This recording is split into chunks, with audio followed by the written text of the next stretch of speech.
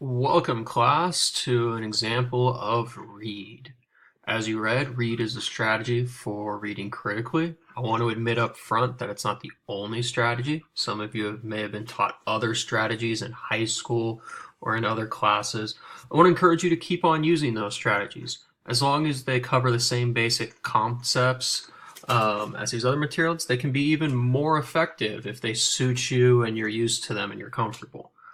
So let's begin by reading this excerpt aloud.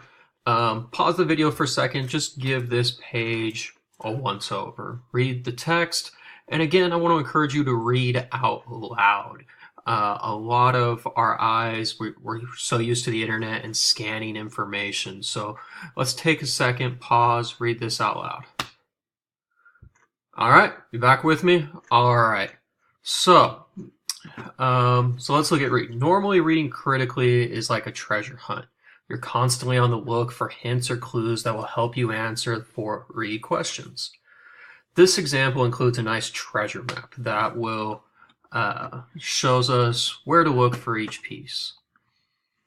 In this first block, you can see both reasoning and purpose located in this section. There's no exclusive sentences that can only answer one question or only be interpreted in a single way. After introducing these sources, the author summarized the claims.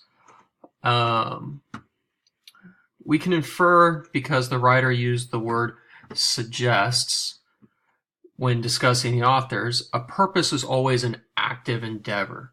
Whenever we see authors using active verbs or action words, we can see that this is the point or the purpose because it has intent. Close on the heels of this revelation, you can see the writer explains why the author thinks reading and writing have become more specialized. Anytime a writer explains how or why of a claim of that's reasoning. The next section is noted for including explanation.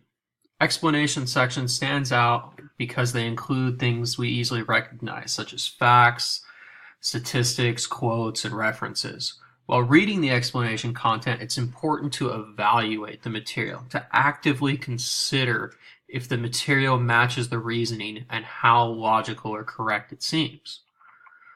The final section includes analysis and drawbacks. Noting drawbacks is a form of analysis.